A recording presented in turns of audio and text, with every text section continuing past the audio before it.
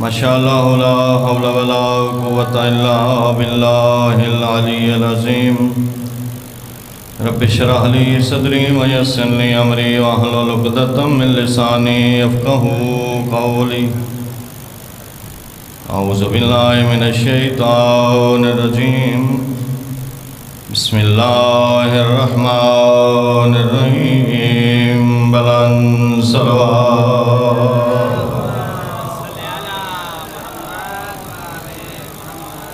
وبه نستعين وهو خير ناصر ومعين والحمد لله رب العالمين والعاقبة لأهل التقوى واليقين صلوات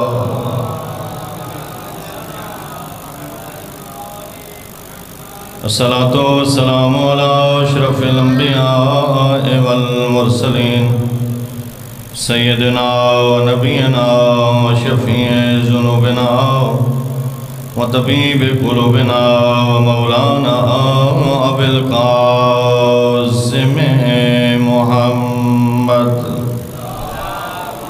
صلی اللہ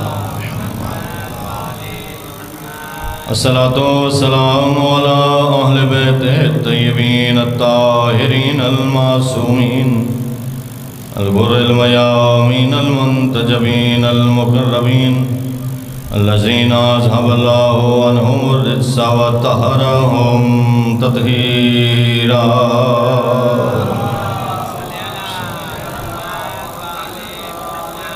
ورحمة الله على آبائهم وأصحابهم ومواليهم وشيعتهم أجمعين ولعنة الله على أعدائهم ملعونين من يوم عداوتهم إلى أبد الآبدين أما بعد فقد قال الله تعالى في كتابه المبين وخطابه المتين بسم الله الرحمن الرحيم قل لا أسألكم عليه أجرا إلا المودة في القربى صلوات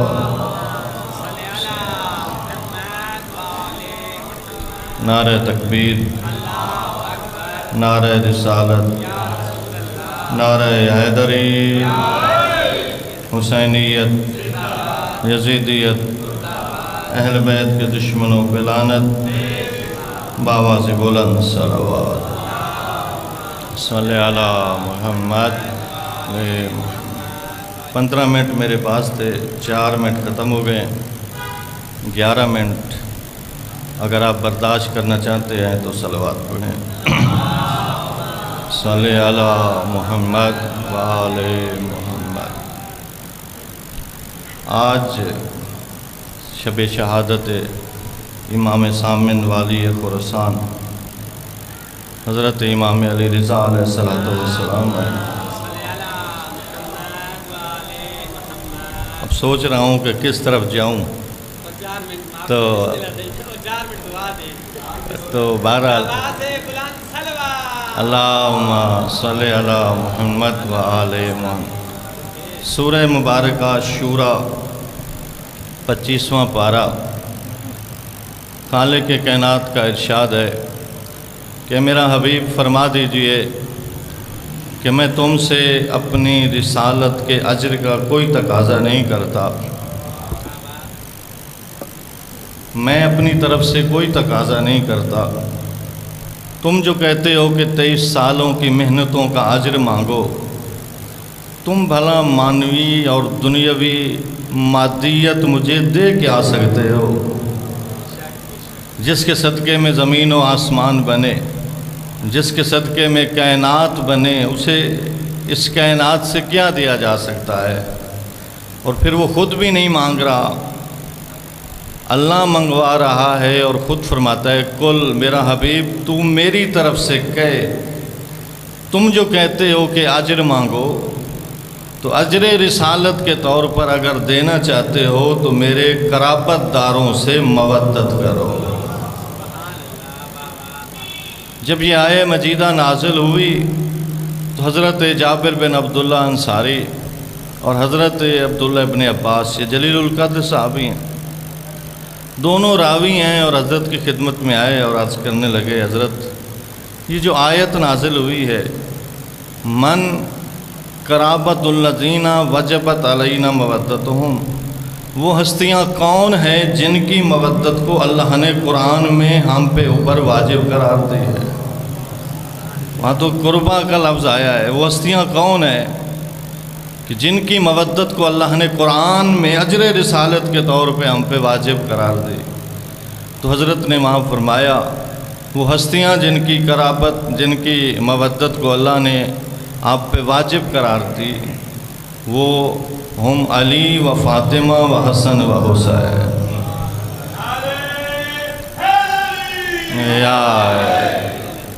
حضرت ابو حمزہ سمالی جو حضرت امام سجاد علیہ السلام کے شاگرد بھی ہیں، صحابی بھی ہیں، جن کی دعا ابو حمزہ سمالی آپ پڑھتے ہیں، جو معرفت کا سمندر ہے سحر کے اعمال میں، وہ ابو حمزہ سمالی حضرت کی خدمت میں بیٹھا تھا کہ حضرت نے ان پہ سوال کیا، فرمایا ابو حمزہ بتا، ای البقعۃ من الارض افضل، اس پوری کائنات میں افضل ترین ٹکڑا کون سا ہے؟ پوری کائنات میں زمین کا افضل ترین ٹکڑا کون سا ہے؟ کہنے لگا مولا آپ جانتے ہیں یا اللہ اور اس کا رسول جانتا ہے؟ تو حضرت نے فرمایا ابو حمزہ سن، ما بین الرکن والمقام افضل البقعۃ من الارض، اس پوری کائنات میں سب سے افضل ترین ٹکڑا خانہ کعبہ کے اطراف میں رکن و مقام کے درمیان ہے۔ رکن و مقام کے درمیان جو حصہ ہے زمین کا وہ افضل ترین ٹکڑا ہے۔ حضرت نے فرمایا کوئی شخص نوح علیہ السلام جتنی زندگی پائے اور اس ٹکڑے میں دن میں روزہ رکھ کے رات کو عبادت میں قیام کر کے گزار دے، لیکن اس کے دل میں ہماری ولا موجود نہ ہو، اس کے منہ پہ مار ڈالی جائے۔ یا لم ینفع ذالک، اسے یہ عبادت کوئی نفع نہیں دے گی۔ اور یہ محبت اہل بیت اتنی عظیم ہے کہ جسے اہل سنت کے دوسرے امام شافعی نے اپنے مشہور اشعار میں یہ جملے کہے، اور اس نے کہا کہ یا اہل بیت رسول اللہ حبکم فی الارض قرآن انزلو کفاکم من عظیم القدر انکم ملم صلاۃ لا صلاۃ اللہ۔ اے اہل بیت رسول، آپ کی عظمت اتنی ہے کہ اللہ نے آپ کی محبت کو قرآن میں فرض قرار دیا ہے، اور آپ کی عزت اور عظمت کے لیے یہ کافی ہے کوئی نماز پڑھے اور آپ پہ درود نہ پڑھے، نماز نہیں رہتی۔ اور اللہ نے ان ہستیوں کی محبت کو فرض قرار دیا اور اعمال کی قبولیت کا ذریعہ قرار دیا۔ اس وقت تک کوئی عمل قبول نہیں ہوتا جب تک سینے میں ان ہستیوں کی محبت و ولا موجود نہ ہو۔ اور رسول اعظم نے ان ہستیوں کی محبت کو ایمان قرار دیا اور ان ہستیوں سے بغض کو کفر اور نفاق قرار دیا۔ بآواز بلند صلوات پڑھیں، صلی علی محمد و آل محمد۔ یہ جنرل مقدماتی گفتگو تھی، آج موضوع پہ آتا ہوں۔ حضرت امام علی رضا علیہ السلام، اللہم صلی علی محمد و آل محمد۔ مامون عباسی جو حضرت کے زمانے کا بادشاہ تھا، ہارون جسے دنیا رشید کہتی ہے، اس کا بیٹا چھوٹا اچمی خاتون سے تھا۔ مامون عباسی نے ایک دفعہ حضرت سے یہ پوچھا، مجمع سجا ہوا ہے اور وہ عرب عجم کا بادشاہ ہے، ہزاروں کا مجمع ہے اس کے دربار میں، اور حضرت اس کے ساتھ تخت ولی عہدی پہ بیٹھے ہوئے ہیں، اور وہ یہ پوچھتا ہے یبن رسول اللہ، مجھے رسول کی ایک حدیث سمجھ نہیں آ رہی۔ حضرت نے فرمایا کون سی حدیث تمہیں سمجھ نہیں آئی؟ وہ کہتا ہے کہ میں نے رسول کی حدیث کو پڑھا کہ رسول فرماتے ہیں یا علی انت قسیم النار والجنہ، اے علی آپ جنت و جہنم کے تقسیم کرنے والے ہیں۔ اب یہ مجھے سمجھ نہیں آتی کہ رسول نے کیسے فرمایا جنت تو اللہ کی ہے، جہنم اللہ کی ہے، اور علی تقسیم کریں گے؟ آپ نے تو بچپن سے سنی، بار بار سنی، اسرار سے سنی، تکرار سے سنی، لیکن آپ نے تو کبھی نہیں سوچا۔ لیکن جب غیر آتا ہے تو وہ سوچتا ہے اور اس طرح کے اعتراض کرتا ہے۔ تو اس نے کہا کہ یہ کیسے ہو سکتا ہے کہ جنت اللہ کی ہو، جہنم اللہ کی ہو، اور تقسیم علی کریں، اور فرمان رسول بھی ہے، شیعہ سنی سب نے لکھا۔ تو مجھے یہ حدیث سمجھائیں، یہ مجھے سمجھ نہیں آ رہی۔ آپ اگر اس کو سمجھنا چاہتے ہیں تو بآواز بلند نعرہ حیدری۔ حضرت نے فرمایا، اس پہ ایک سوال کیا، فرمایا یہ بتا جنت میں کون جائے گا، جہنم میں کون جائے گا؟ کہنے لگا جنت میں مومن جائیں گے، جہنم میں منافق اور کافر جائیں گے۔ حضرت نے فرمایا جب یہ فیصلہ ہے کہ جنت میں مومن اور جہنم میں منافق اور کافر جائیں گے، تو کیا تو نے دوسرا فرمان میرے نانے کا سنا ہے کہ میرے نانے نے فرمایا تھا یا علی حبو کا ایمان و بغضو کا کفر و نفاق، اے علی آپ کی محبت ایمان ہے اور آپ کا بغض کفر بھی ہے، منافقت بھی ہے، لہٰذا فیصلہ تو ہو گیا، جو محبت علی کا دم بھرتے دنیا چھوڑ کے آخرت کی کشتی میں جائے گا وہ جنت کے راستے پہ جائے گا اور جنتی بن جائے گا، جو علی کے بغض میں جلتا ہوا دنیا چھوڑے گا وہ جہنمی بن جائے گا۔ یا علی یا علی یا علی مدد حق ہے۔ لہٰذا علی مولا کو وہاں کوئی ٹکٹوں کے گودام لگانے کی ضرورت نہیں ہے، وہاں محبت علی ماتھے سے چمکے گی، ہاتھوں سے چمکے گی، پاؤں سے چمکے گی، 5 اعضاء سے چمکے گی، اور ان کے قید علی ہوں گے۔ وہاں محبت بتا دے گی کہ یہ علی والا ہے، اور اس حقیقت کو حضرت ابو بکر نے بھی بیان کیا۔ ان کا مشہور جملہ ہے، حضرت ابو بکر کہتے ہیں لا یجوز احد الصراط الا كتب علی لہ من علی لہ جواز، کہ کوئی بندہ اس وقت تک جنت کی طرف پل صراط کو کراس نہیں کر سکتا جب تک علی مولا کا لکھا ہوا موجود نہ ہو۔ جب تک علی نہ لکھ دیں اس وقت تک کوئی پل کراس نہیں کر سکتا۔ تو یہ وہ مطمئن ہو گیا کہ واقعاً علی قسیم النار والجنہ ہے۔ بات ہو گئی کہ علی حیدر قرار جیسی ہستی اور کوئی نہیں ہے، اور کچہری برخاست ہو گئی۔ کچھ لوگ حضرت کی خدمت میں آئے اور کہنے لگے حضرت بڑا جواب دیا، چپ ہو گیا اور بات سمجھ گیا۔ حضرت نے فرمایا یہ جواب درباری اور مامون الرشید کے لیے تھا، کوئی اور جواب بھی ہے؟ کسی نے پوچھا، فرمایا ہاں، جب معاشر سجا ہوگا، اولین آخرین جمع ہوں گے، اس وقت فیصلے جنت جہنم کے ہو رہے ہوں گے۔ پہلے پل صراط ہے، اس کے کراس کر کے جنت ہے۔ علی مولا معاشر کی طرف پل صراط کے کنارے کھڑے ہو جائیں گے۔ جیسے کوئی پل صراط پہ قدم رکھے گا، علی ہر ایک کے لیے جہنم کی آگ کو آواز دیں گے اور بلائیں گے، یا نار جہنم ھذا لی فتئی و ھذا لک فخذی، اے جہنم کی آگ یہ تیرا ہے، اسے پکڑ لے، یہ میرا ہے، اسے جانے دے۔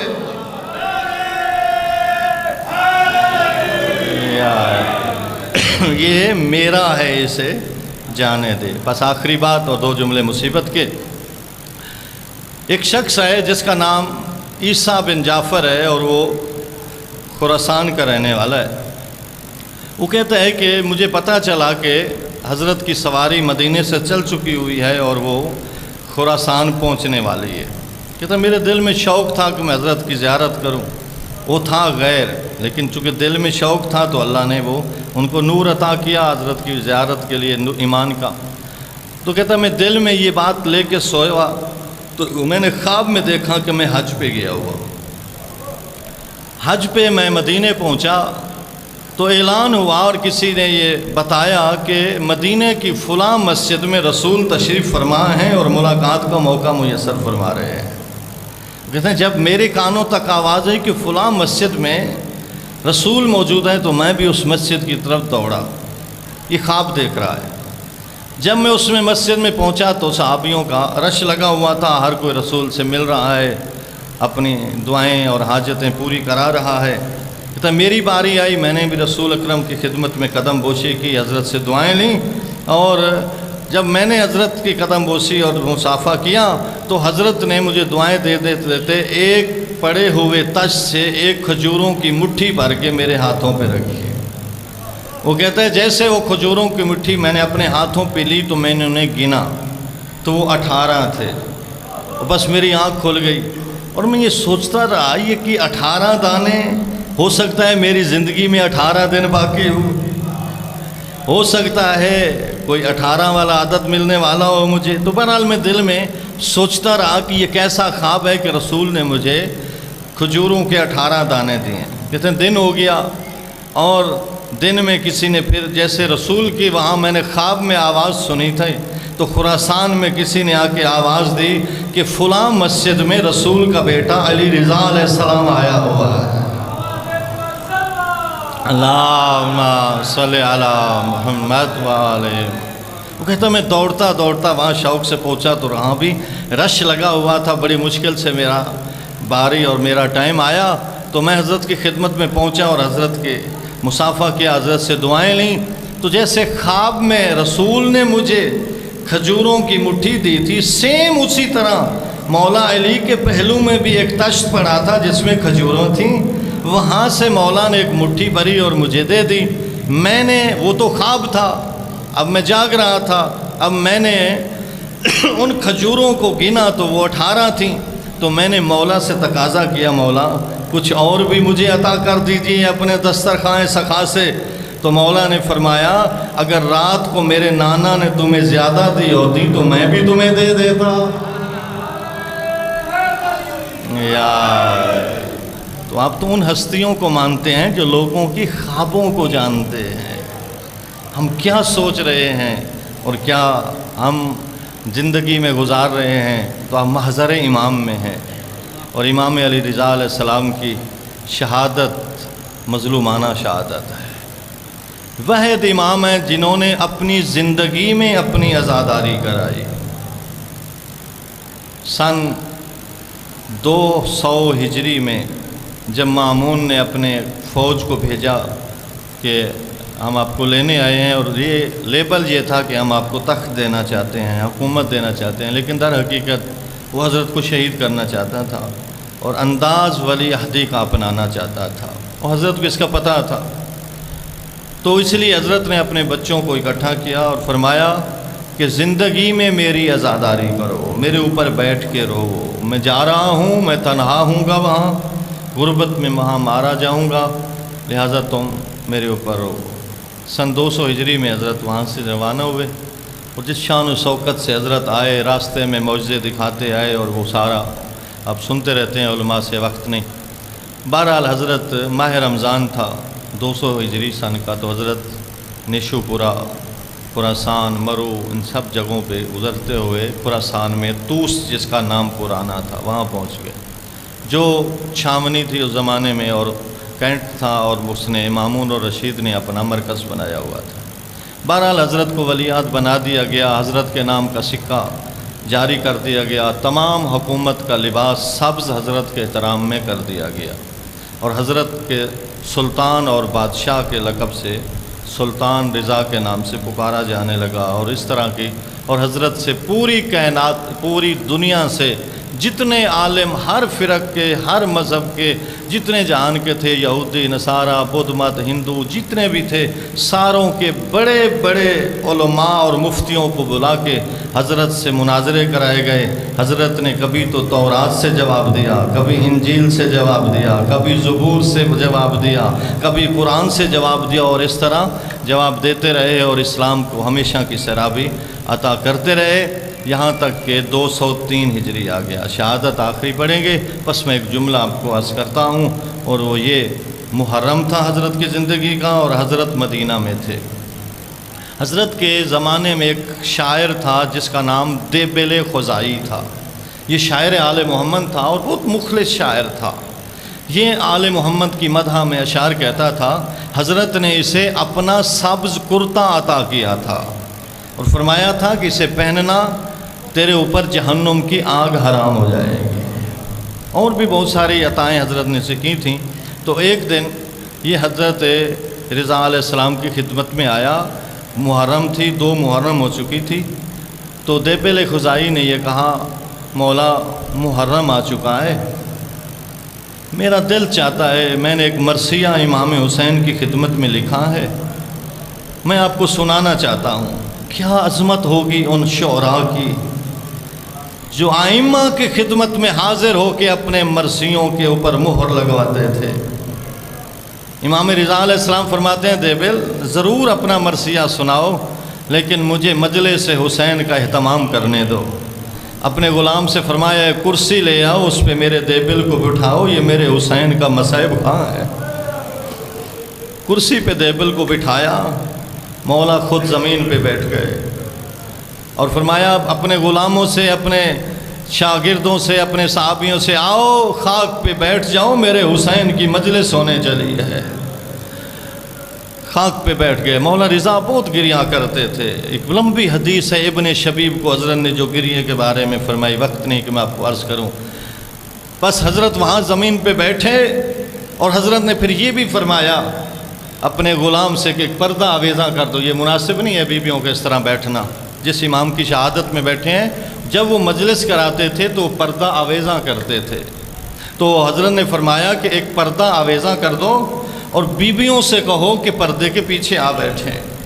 بیویاں پردے کے پیچھے آ گئیں اور حضرت خود زمین پہ بیٹھ گئے، اور سارے حضرت کے ماننے والے، وہ ایک مجلس کا سماں بنانا تھا، حضرت زمین پہ بیٹھے اور دیبل سے فرمایا تم کرسی پہ بیٹھو، اب میرے حسین کا مرثیہ پڑھو۔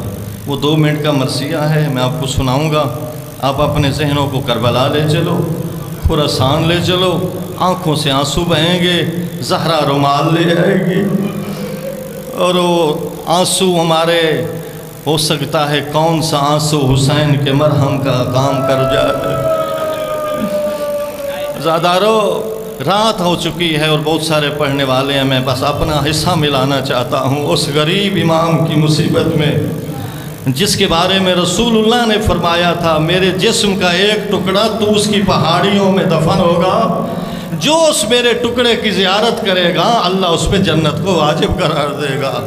عزادارو مولا رضا علیہ السلام خاک پہ بیٹھے اور سارے مجلس کا سماں بن گیا۔ دیبل نے مرثیہ پڑھنا شروع کیا۔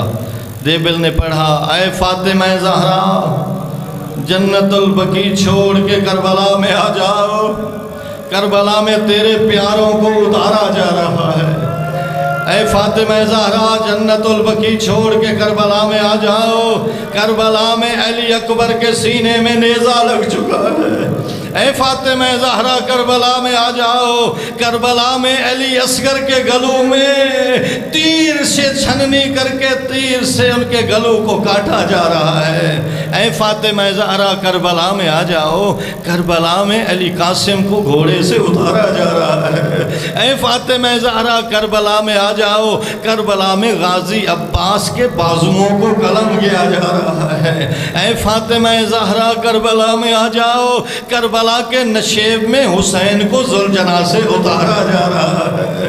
جب اس جملے پہ دیبل آیا تو ایک دفعہ آوازیں بلند ہو گئی، امام رونے لگے، بیویوں میں قرآن برپا ہو گیا۔ دیبل نے سٹیج کو چھوڑا، لیکن امام رضا نے فرمایا دیبل سٹیج پہ بیٹھو اور ایک جملہ بی بی کی خدمت میں اور عرض کرو۔ کہا مولا کون سا جملہ؟ کہا دیبل بی بی کی خدمت میں عرض کر دو اے فاطمہ زہرا جب کربلا میں رو چکنا تو خراسان میں آ جانا، جب کربلا میں رو چکنا تو خراسان میں آ جانا، تیرے غریب بیٹے کی قبر بنے گی۔ اس وقت امام رضا کے سامنے دیبل خزائی نے عرض کیا مولا مجھے تو پتہ نہیں ہے کون سا زہرا کا بیٹا خراسان میں غربت میں مارا جائے گا۔ اس وقت مولا نے فرمایا دیبل وہ مجھ رضا کی قبر ہوگی، میں 3 دن تک تڑپتا رہوں گا، اتنی سخت زہر ملے گی کہ میری آنکھوں سے بھی لہو بہنے لگے گا، میرے جسم کا رنگ زرد ہو جائے گا، بسمل پرندے کی طرح تڑپ تڑپ کے میں شہید ہو جاؤں گا۔ اس وقت پھر دیبل نے جملہ بڑھایا، پس آخری جملہ عزادارو دیبل نے یہ جملہ بڑھایا اے فاطمہ زہرا جب کربلا میں رو چکنا نا تو خراسان میں آ جانا، تیرے غریب رضا کی قبر بنے گی جسے زہر سے شہید کیا جائے گا۔ دیبل کا یہ جملہ کہنا تھا کہ ایک کنیز نے پردہ ہلا دیا، کہا دیبل خاموش ہو جاؤ، بی بی معصومہ بے ہوش ہو گئی ہے۔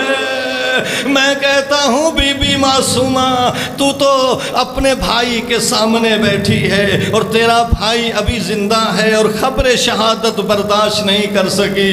قربان جاؤں اس بہن پہ جو 70 قدم کے فاصلے پہ تھی، سر پہ قرآن رکھے ہوئے تھی، شمر سینے پہ چڑھا ہوا تھا اور سر پہ قرآن رکھ کے بیان کر رہی تھی، اما فیکم مسلم، وہ لوگوں تم میں مسلمان کوئی نہیں ہے، میرے ماں جائے کو مارا جا رہا ہے۔ الا لعنت اللہ علی القوم الظالمین، مسیعلم الذین ظلموا ایام قلبی ینقلب۔